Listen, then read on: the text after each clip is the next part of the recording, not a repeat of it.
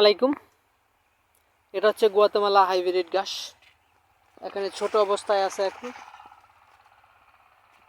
আপনারা যারা গুয়াতেমালা চাষ করতেছেন আসলে কিভাবে চাষ করবেন সেই সম্পর্কে একটু বলি। আপনার প্রথমত উঁচু জমি লাগবে এবং জমিটা কমপক্ষে 2 থেকে 3 বার একদম ঝুরঝুরা মাটি করে মাটিতে হালকা রস থাকা লাগবে। যদি মাটি একেবারেই শুকনো হয়ে যায় তখন আপনি পানি দিয়ে মাটিটা একটু ভিজা ভিজা থাকলে দেন আপনি লাগাবেন।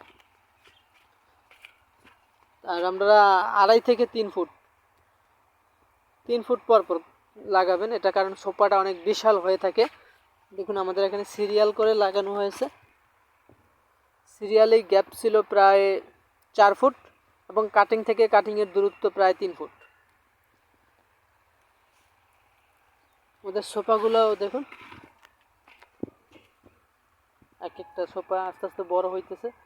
তো গাছটা যত বড় হবে সোপাটাও তত আস্তে আস্তে বড় হবে। আর আমরা কাটিং যে চারাগুলো কিছু চারা লাগিয়েছিলাম এখানে আসলে 100% জার্মিনেশন হয় নাই, কিছু কিছু মারি গেছে। যেমন এই যে এই গাছটা হয় নাই, এটা আবার হয়েছে, পরে আবার এইটা হয় নাই, এইটা হয়েছে। এটা আমরা আসলে এখানে কিছু কাটিং বিক্রি করার পরে এক্সট্রা ছিল, ওটা লাগানোর পরে এরকম রেজাল্ট আর কি। এই গাছের কাটিংটা 100% জার্মিনেশন হয় না। যারা 100% জার্মিনেশন দেয় তারা আসলে মিথ্যা বলে।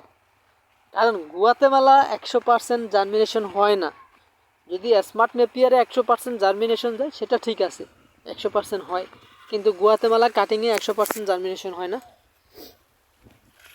সর্বোচ্চ 50% বা 60% এরকম হয়, 50-60% এরকম সর্বোচ্চ হয়ে থাকে, এর বেশি সাধারণত হয় না। এটা আমার এক্সপিরিয়েন্স থেকে দেখা, আমি বিগত দিনে যা 1 বছর যাবৎ চাষ করতেছি সেই হিসেবে।